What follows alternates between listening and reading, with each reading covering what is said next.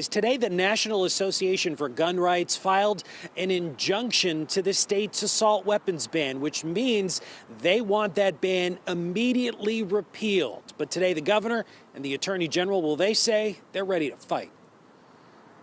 Nothing is more unwelcome and offensive than radical extremists coming from outside of Connecticut, using our courts to try to attack Connecticut's gun laws. The National Association for Gun Rights lawsuit and its counterpart lawsuit filed on behalf of the Connecticut Citizens Defense League. Both claim Connecticut's assault weapons ban is unconstitutional. I am very confident that our laws are constitutional and defensible. Today's injunction filing comes just days after Governor Lamont floated his interest in making Connecticut's gun laws, already some of the strictest in the country, more strict. Something I would like to look at. He's expressed interest in a ban on assault weapons that have been grandfathered in since 2013. I don't think you're serious about guns until you start crime, unless you get those illegal guns off the street. But while it's true that about 82,000 assault weapons are already owned in Connecticut, those weapons are legally owned, something the governor calls a loophole. Many of them possessed by retired and active duty military and police.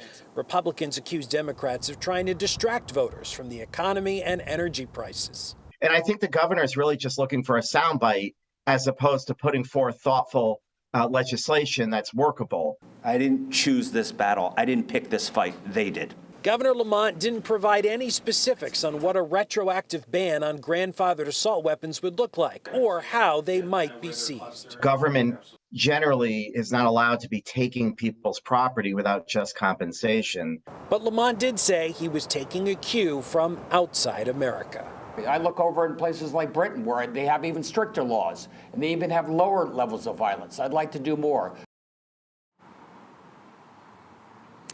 Now, typically when you think of an assault weapon, you think of a rifle-style weapon. But now there is a relatively new device that's hitting the streets. It is called a Glock switch, and it turns pistols into machine guns. We talked to local police. This device is hitting the black market and the dark web. It's making their job a lot more difficult. So stay tuned to the Fox 61 News. Monday at 10 p.m., I'm going to be taking a deep dive into how these Glock switches are impacting Connecticut. For now, we're live outside the state capitol in Hartford. Matt Karen, Fox 61 News.